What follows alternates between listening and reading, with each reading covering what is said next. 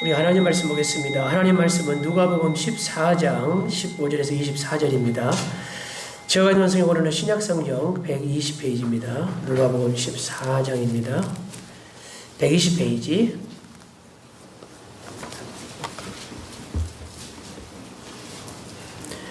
누가복음 14장 15절에서 24절까지 말씀 보겠습니다.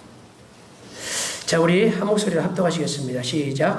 함께 먹는 사람 중에 하나가 이 말을 듣고 이르되 우리 하나님의 나라에서 떡을 먹는 자는 복되도다 하니 이르시되 어떤 사람이 큰 잔치를 베풀고 많은 사람을 청하였더니 잔치할 시각에 그 청하였던 자들에게 종을 보내어 이르되 오소서 모든 것이 준비되었나이다 하며 다 일치하게 사양하여 한 사람은 이르되 나는 밭을 샀음에 아무래도 나가보아야 하겠으니 청컨대 나를 양해하도록 하라 하고 또 한 사람은 이르되 나는 소 5개를 샀음에 시험하러 가니 청컨대 나를 양해하도록 하라 하고 또 한 사람은 이르되 나는 장가를 들었으니 그러므로 가지 못하겠노라 하는지라 종이 돌아와 주인에게 그대로 구하니 이에 집주인이 노하여 그 종에게 이르되 빨리 시내의 거리와 골목으로 나가사 가난한 자들과 몸 불편한 자들에게 맹인들과 저는 자들을 데려오라 하니라. 종이 이르되 주인이여 명하신 대로 하였으되 아직도 자리가 있나이다. 주인이 종에게 이르되 길과 산울다리가로 나가서 사람을 강권하여 데려다 내 집을 채우라. 내가 너에게 말하니 전에 청하였던 그 사람들은 하나도 내 잔치를 맛보지 못하리라 하였다 하시니라. 아멘. 하나님의 초청이라는 제목으로 함께 말씀을 나누고자 합니다. 따라하시겠습니다. 하나님의 초청. 네. 구약성경 이사야 55장 1절에 보면 오라 너희 목마른 자들아 물로 나오라. 돈 없는 자도 오라. 너희는 와서 사 먹되 돈 없이 값없이 와서 포도주와 젖을 사라고 이렇게 초청하는 말씀이 나옵니다. 하나님은 저와 여러분을 초청하시는 하나님이십니다. 우리가 하나님으로부터 초청을 받은 자는 뭐 어떤 돈이 필요하거나 특별한 것을 이렇게 준비할 필요가 없습니다. 왜냐하면 우리가 하나님으로부터 초청받는 대상이 됐을 때에 우리가 가지고 있는 자격을 기준으로 해서 초청받지 않기 때문입니다. 그러므로 우리가 하나님께 초청을 받을 때에 특별히 준비할 것이 없는 것입니다. 오히려 하나님께서 우리를 초청할 때에 모든 것을 완벽하게 준비하시고 우리를 초청하십니다. 그래서 하나님께서 초청하는 잔치는 모든 것이 완벽하게 준비된 그런 잔치와 같은 초청인 걸 믿으시기를 주의 이름으로 축원합니다. 오늘도 그런 예배가 될 수 있기를 주님의 이름으로 축원합니다. 오늘 본문 17절에 이렇게 말씀합니다. 잔치할 시각에 그 청하였던 자들에게 종을 보내어 이르되 오소서 모든 것이 준비되었나이다 라고 기록하고 있습니다. 모든 것이 다 준비되어 있습니다. 돈이 필요 없습니다.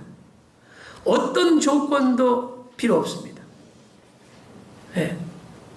초청받은 자가 그냥 그 초청을 받고 오기만 하면 되는 것입니다. 사람의 준비는 아무리 이렇게 뭔가를 할 때 완벽하게 준비를 해도 부족함이 있습니다. 모자람이 있고 생각지 않는 문제가 생기기도 합니다. 그러나 하나님의 준비는 완벽합니다. 요한복음 2장에 보면 가나 혼인잔치의 기록이 나옵니다. 혼인은 일륜지 대사라고 하지 않습니까? 그만큼 중요하고 우리 인생 가운데 가장 큰 그런 그 소중한 잔치인 것입니다. 아마 그 주인이 일년주의 대사인 만큼 온 마음을 쏟아서 그 잔치를 준비를 했을 것입니다. 그런데 어떤 문제가 발생합니까? 그 잔치의 가장 중요한 메인면이었던 포도주가 떨어졌습니다. 물론 이 말씀은 구속사적으로 보면 이 포도주가 다른 의미가 있지만 오늘은 그 말씀을 드리고자 하는 것이 아닙니다. 인간의 준비는 이렇게 한계가 있다는 것입니다. 인간은 아무리 완벽하게 준비를 해도 부족함이 있고 모자람이 있어요. 우리가 사업을 하나 시작을 해도 얼마나 준비를 열심히 합니까? 완벽하게 준비를 해서 사업을 했는데도 부족함이 생기기도 하고 실수가 생기기도 하고 모자람이 있는 것을 보게 되지 않습니까? 이 부족함과 모자람을 그 잔치에 초청을 받으신 예수님께서 완벽하게 해결해 주신 것을 우리가 잘 알고 있습니다. 6돌 항아리에다 물을 가득 붓게 하시고 종들에게 하인들에게 그것을 연회장에 떠서 갖다 주어라 했을 때 갖다 주었더니 물이 변하여 포도주가 되었고 그 연회장에 초청받았던 사람들이 이 집은 다른 집은 처음에는 좋은 포도주를 내고 나중에는 더 나쁜 포도주를 내는데 이 집은 처음보다도 나중 포도주가 더 맛이 있다 라고 칭찬하는 겁니다. 그 주인이 준비했던 포도주는 완벽하지 못했습니다. 예수께서 준비한 포도주는 완벽했음을 알 수 있습니다. 모자람이 없었음을 알 수 있습니다. 부족함이 없었음을 알 수 있습니다. 요즘 평균 수명이 늘어나지 않습니까? 그러면서 우리에게 지대하게 관심을 갖게 하는 게 있는데 그게 무엇인가 하면 노후에 대한 준비입니다. 그 노후를 위해서 얼마나 준비하는지 모릅니다. 운동도 열심히 하고 건강도 열심히 돌보고 또 할 수만 있으면 노후를 위해서 이 준비 저 준비 또 요즘 보험 한 가지라도 들지 않은 사람은 거의 없을 것 같아요. 저는 처음에 차가 생겼는데 전도사 때 보험을 약 2년 동안 무보험으로 다녔습니다. 그때는 하나님이 보험이지 무슨 그게 보험이냐 하나님이 책임져 주시지. 그리고 끝까지 그렇게 다녀서 무보험으로요. 그거 안 되는 건 형사법으로 걸리는 거 아닌가요 혹시? 그랬더니 책임보험도 안 들었다니까요. 그래서 그 얘기를 얼핏 대화를 하다가 같이 사역하는 우리 옆에 교육자한테 얘기를 했더니 전도사님 그건 전도사님이 이기적인 생각이라는 거예요. 전도사님 신방할 때 성도님들을 모시고 가는데 사고 나면 전도사님은 그렇다 할지라도 옆에 사고 난 성도님은 어떻게 합니까? 보험이 안 돼 있으면 그 누가 책임져 주고 전도사님 다 해주실 거냐고 보험 드려야 된다고. 그래서 그때 보험을 들었습니다. 그게 잘 된 건지 안 된 건지 모르겠는데 하여튼 저도 보험이 있습니다. 그 이후로. 그 노후에 대한 이 관심이 얼마나 많은지 몰라요. 우리가 그 노후를 위해서 철저히 준비한다 할지라도 그걸 보험을 통해서든 무엇을 통해서든 준비한다 할지라도 그 완벽할 수 있을까요? 우리의 삶 가운데 우리의 인생 가운데 우리 노후가 완벽할 수 있을까요? 완벽하게 보장받을 수 있을까요? 우리의 준비함으로? 우리가 노후가 되기까지 인생을 살아가면서 내일 모레 어떤 일이 있을지를 모릅니다. 그게 우리의 인생입니다. 우리가 준비해서 완벽할 수 있는 것이 아니라 하나님이 준비해줘야 완벽한 줄 믿습니다. 거기에 부족함이 없는 줄 믿습니다. 할렐루야. 모자람이 없는 줄 믿으시기를 주의 이름으로 축원합니다. 하나님께서 보십시오.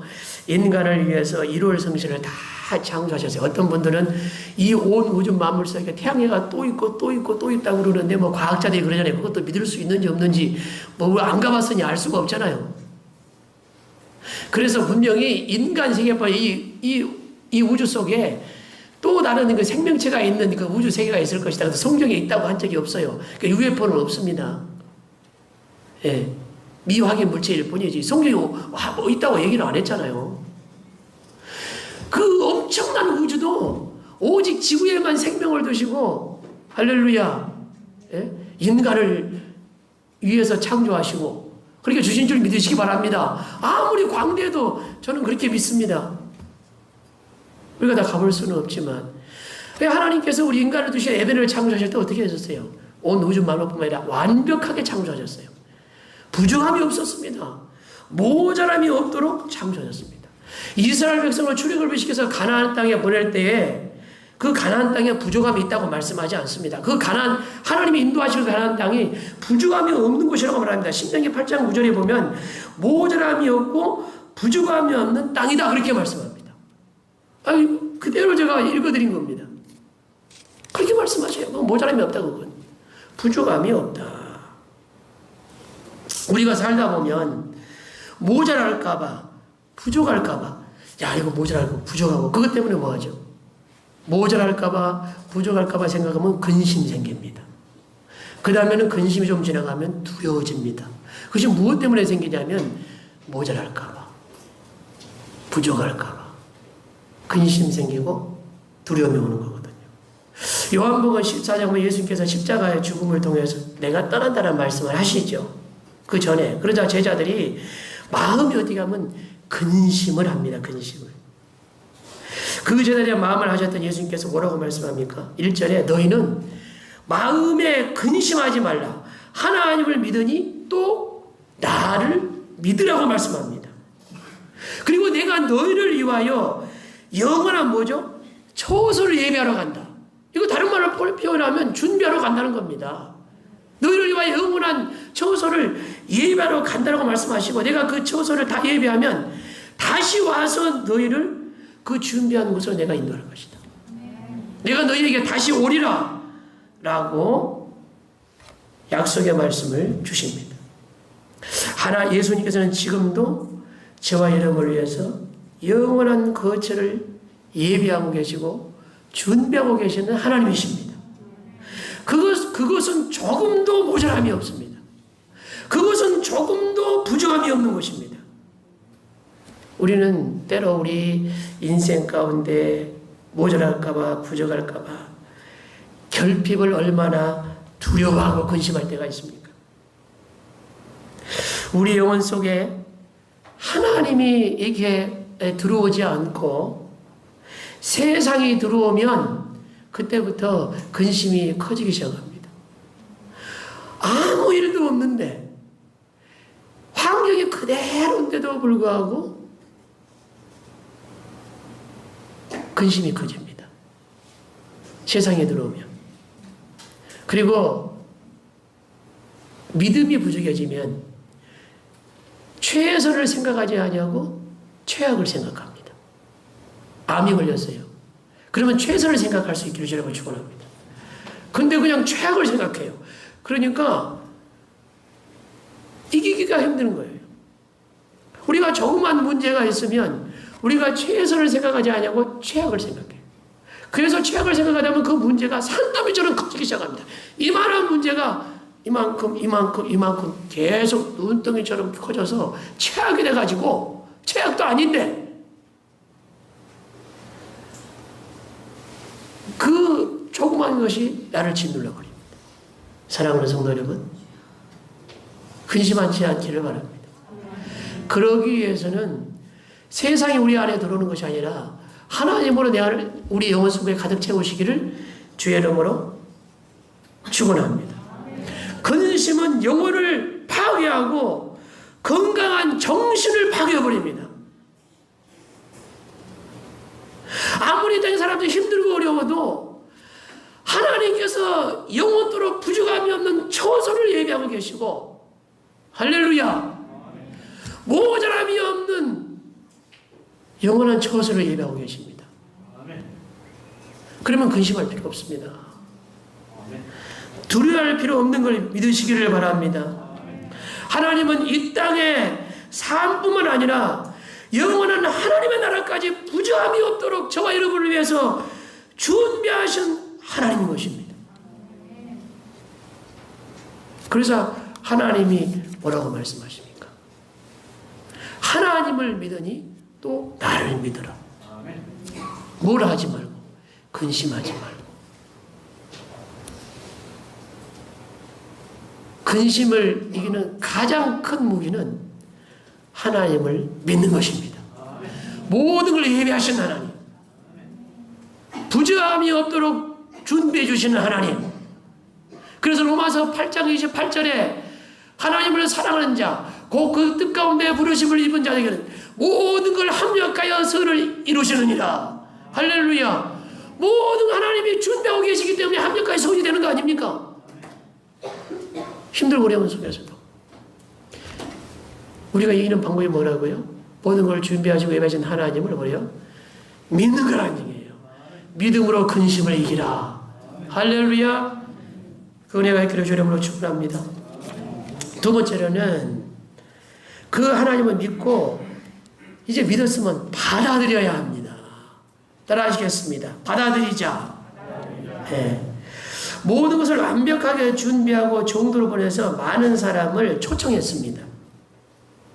초청을 했더니 어떤 반응이 나타납니까? 17절로 20절 요약에 보면 한결같이, 여기 보면 다 일치하게. 어떻게 이러면 다 일치할 수가 있어요? 이 자리에 계신 저와 여러분 다 일치하지 않을 거야 아마. 근데 어떻게 이렇게 다 일치할 수 있는지 모르겠어요. 그런데 불신 속에서는 다 일치할 수 있을 것 같아요. 다 불신하면 하나님 편은 결국 다 일치하는 거죠. 근데 이제 요약을 해봤어요. 보니까 어떻게 거절을 하는지. 여러분이 잘 아는 내용이죠. 그 이유가 뭡니까? 나는 밭을 샀습니다. 그래서 밭에 나가봐야 됩니다. 나 못 갑니다. 나는 소 5개를 낳습니다. 한 결이가 2마리 아닙니까? 10마리 사줘요. 소 한 마리 지금 얼마인지 모르겠습니다. 예전에 뭐 제가 500만 원 얘기했다고 혼났거든요. 그 몇천만 원 한다고 그러시더라고요. 그래서 깜짝 놀랐어요. 이게 소고기 좀 비싸도 그냥 그런지 아십시오. 아, 몇천만 원 하더라고요. 옛날에 몇백만 원밖에 안 했는데 이렇게 소고기가 비싸네 하셨거든요, 제가. 그러니까 소 5개를 샀대요. 그래서 시험하러 가야 된대. 근데 못 간답니다. 나는 장가를 갔대요. 요즘 장가 시집가기 쉽지가 않더라고요. 예. 그래서 못 간다 그럽니다. 밭 사고 소 사고 장가 들고 그러면 여러분 얼마나 복입니까? 복 아니에요. 저 여러분도 밭 사고 소 사고 장가 못 간 자녀들이 막 장가 가고 시집 가고 하는 은혜가 있기를 주 이름으로 축원합니다. 이거 복인 거죠. 그런데 문제는 이렇게 받은 것 때문에 하나님의 초청을 거절하면 이게 복입니까? 이게 복이 되겠습니까? 복이 아니라 걸림돌인 거죠. 하나님께 나가는데 걸려서 넘어지게 하는 방해물이 되는 것입니다. 여러분 어떻게 하시겠습니까? 이렇게 받은 것 때문에, 소 산 것 때문에, 밭 산 것 때문에 내가 밭에 가야 되고, 소 산 것 때문에 소 길들여야 되고, 장가 간 것 때문에 내가 가정 돌봐야 되니까 나 못 갑니다. 우리가 그런다면 그 받은 복이 되겠습니까? 그걸 복이라고 할 수 있습니까? 이렇게 받은 것 때문에, 이렇게 가진 것 때문에 예배에 빠지고 하나님께 드려야 할 시간을 세상에 드리고 낭비하고 세상으로 가면 그게 복이 되겠습니까? 그걸 복이라고 하나님이 말씀하시겠습니까?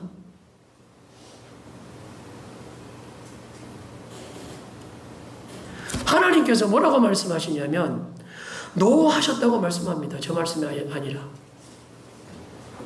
21절에 종들이 와서 그대로 거하니 그래서 못 온다고 합니다. 그랬더니 집주인이 노하였다.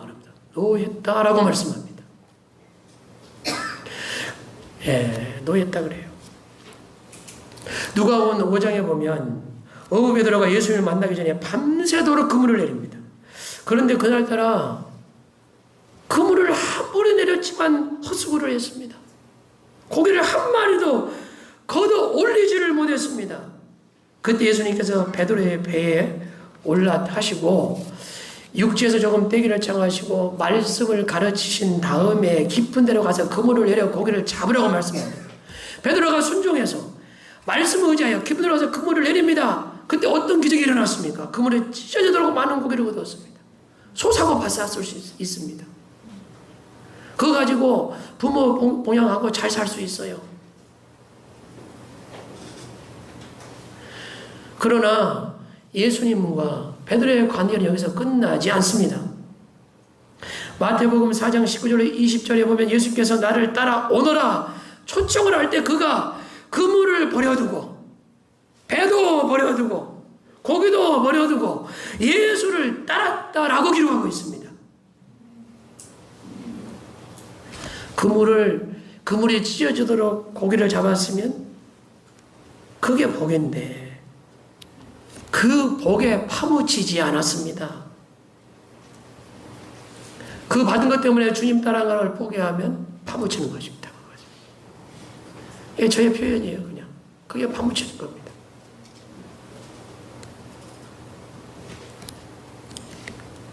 베드로는 예수님이 따라오라고 할 때 그 초청에 기꺼이 응하여 따라감으로 말미암아 수제자가 됩니다.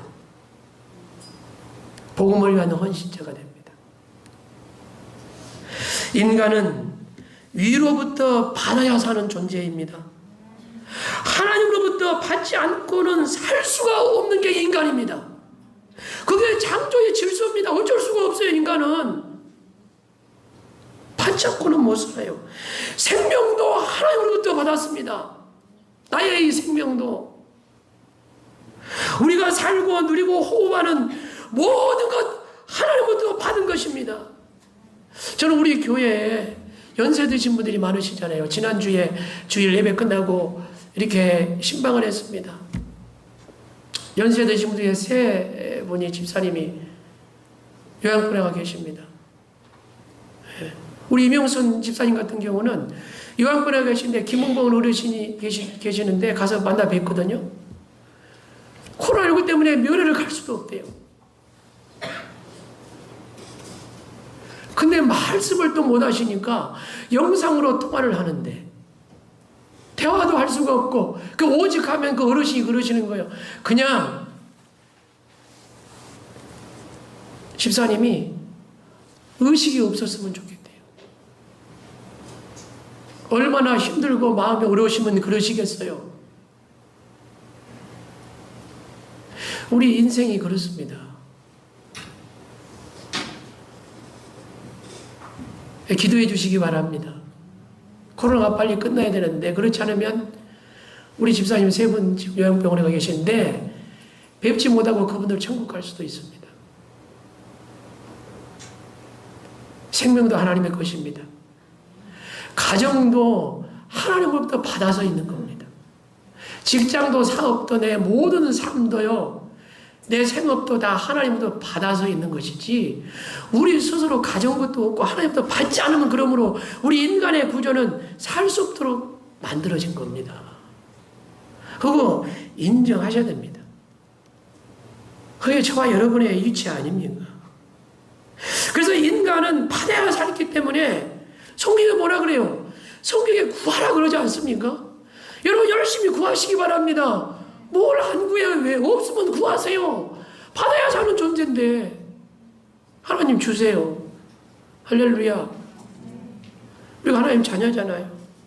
그래서 구하라 그래요. 마태복음 7장 8절에 구하는 이마다 받을 것이요. 어떻게 누구에게 받아요? 하나님으로부터 받는 거예요. 그러면 하나님이 주시는데 이웃을 통해서 주시든 어떤 방법을 통해서 주시든 다 하나님이 주시는 겁니다. 마태복음 21장 22절에 너희가 기도할 때에 무엇인지 믿고 구하는 것은 다 받으리라. 할렐루야. 구하시기 바랍니다. 받아야 산다는 거 인정하고 구하십시오. 예. 나는 안 받아도 살아. 나는 내가 노력해서 나는 내 것으로 살아. 이 남자답고, 그냥, 멋있고, 인간답고, 좀, 그렇게, 볼 수 있을지 모르지만, 몰라서 그러는 겁니다.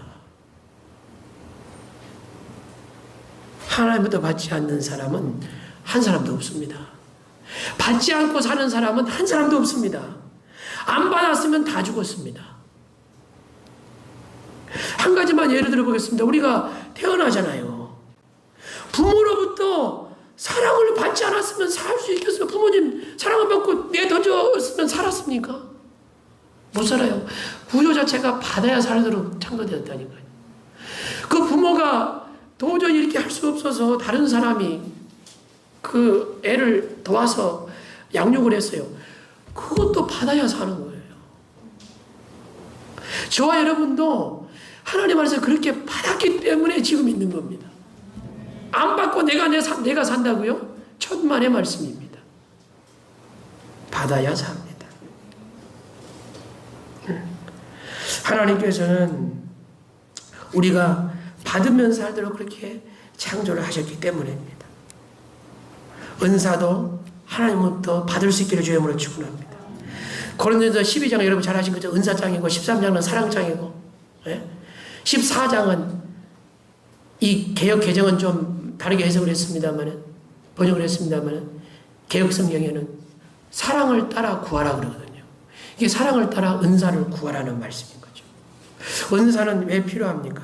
하나님의 일을 하는데 도구와 같은 게 은사예요. 우리가 농사를 짓잖아요. 그러면 여러분 갖고 농사 짓는데 이 손으로 파가요.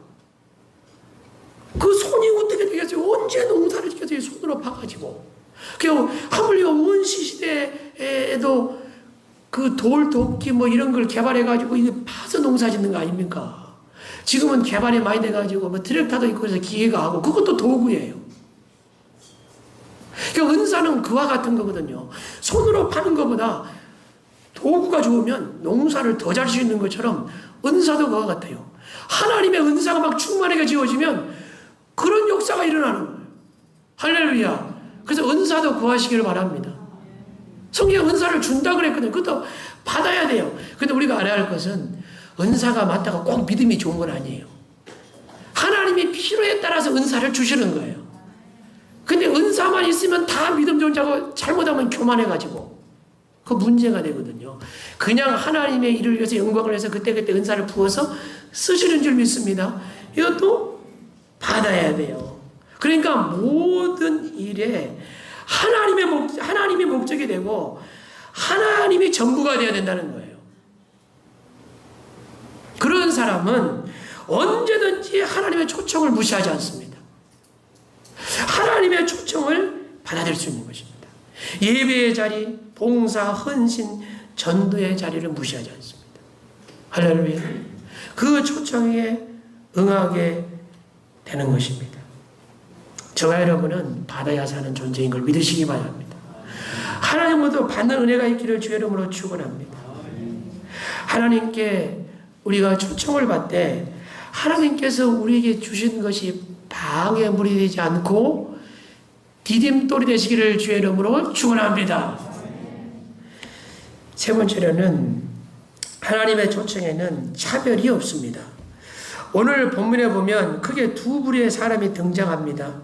부자와 가난한 자, 있는 자와 없는 자, 강한 자와 약한 자, 밭을 사고 소를 사고 장가를 간 사람들이 있지만 이런 것들과 거리가 먼 가난한 자들이 나와요. 그 뒤에 보면 몸이 불편한 자가 나와요. 이렇게 아픈 사람들이 나온다고요. 장애인들이 나오고요. 맹인이 나오고 저는 자들이 나와요.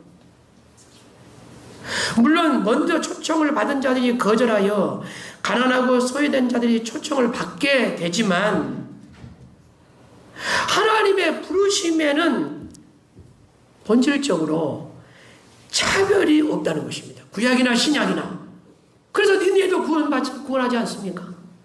할렐루야. 차별이 없으신 하나님. 그래서 하나님의 부르심에는 은혜가 있습니다. 모든 게 하나님의 은혜입니다. 누가복음 15장에 나오는 삭개오는 세리장 아닙니까? 잣다가 공을 할 만큼 하나님 앞에 사람 앞에 죄인이었습니다. 그러나 삭개오가 돌감나무에 있을 때에 예수님이 내려오라 이렇게 말하죠. 내가 오늘 너희 집에 유하여야 되겠다. 예수님의 그 초청 아닙니까? 이보다 더 큰 초청이 어디 있습니까? 그때 삭개오가 쭉 내려와서 예수님을 맞이합니다. 그리고 삭개오는 구원을 받습니다. 저와 여러분이 삭개오 아닌가요? 네. 로마서 10장 12절에 유대인이나 헬라인이나 차별이 없습니다. 한 분이신 주께서 모든 사람의 주가 되사 그를 부르는 모든 사람에게 부요하시도다. 하나님은 차별이 없으시다는 거예요.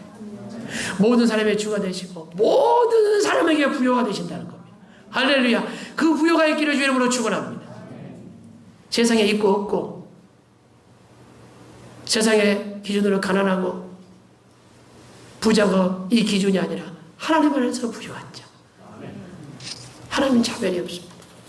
로마서 10장 22절에 예수 그리스도를 믿음으로 말미암아 모든 믿는 자에게 미치는 하나님의 은이 차별이 없느니라. 하나님 차별이 없어요. 주님 안에 있으면 왜 좋습니까? 차별이 없어서 좋습니다. 노예 시대에 종의 시대에 그 초대교회 때도 교회 안에는 차별이 없었습니다. 종과 주인도 그리스도 안에서. 할렐루야. 지금도 교회 안에는 차별이 없습니다.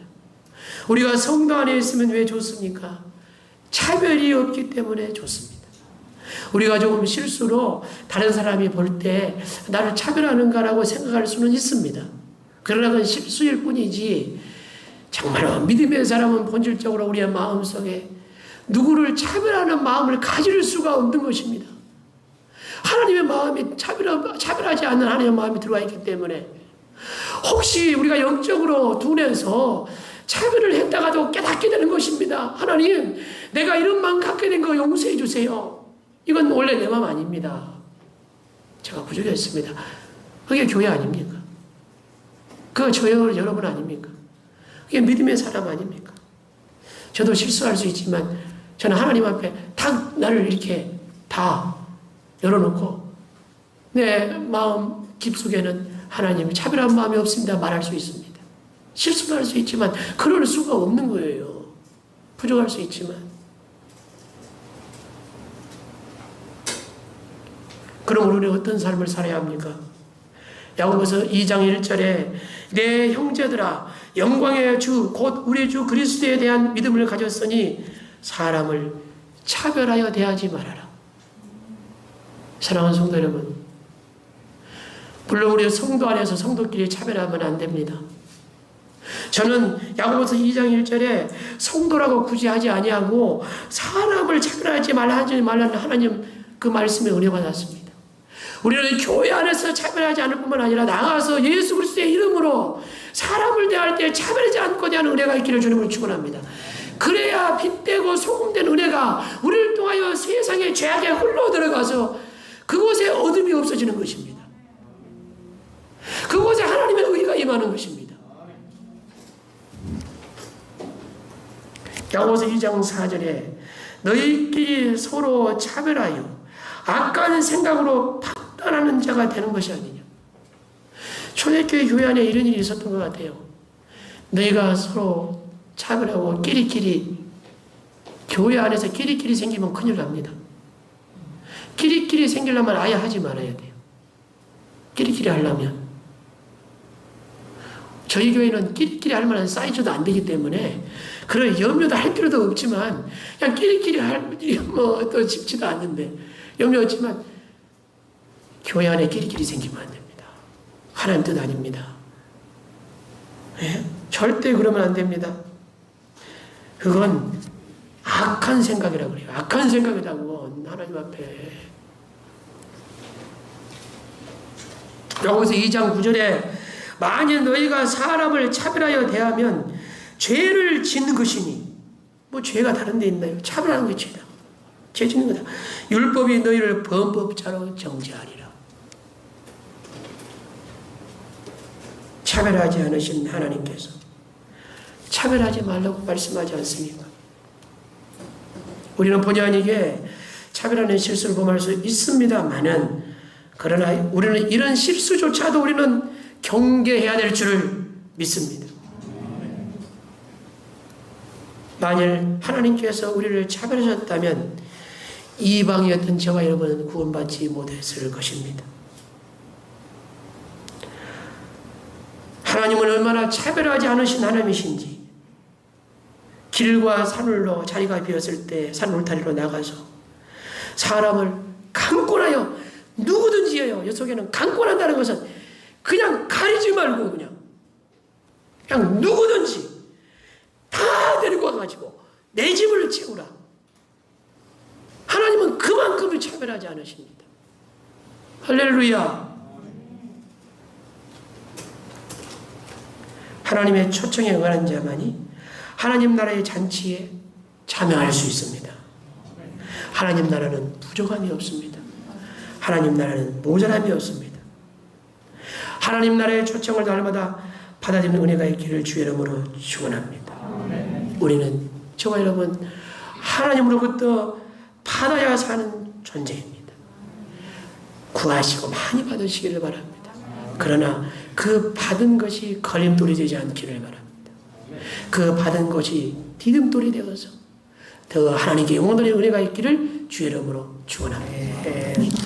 우리 찬송가 559장 드리면서 준비하신 영 하나님께 드리겠습니다.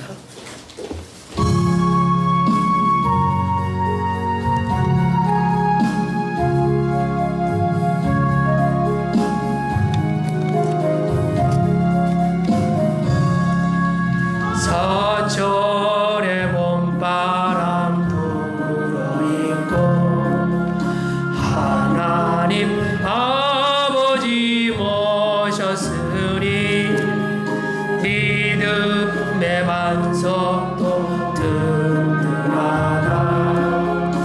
우리 집 즐거운 동산이라 고마워라 임마누엘 예수만 섬기는 우리 집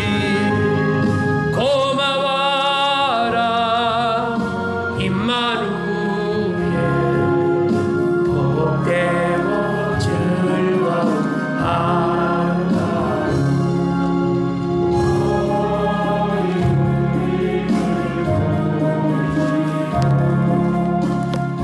이들 사랑에 뭉쳐있고 기쁨과 서름도 같이 하니 한간의 조각 전이라 고마워라 임마누엘 예수만 섬기는 우리 집 고마워라 임마누엘 복되고 즐거운 하루가 아침과 저녁에 수고하여 다 같이 일하는 온 식구가 한 사람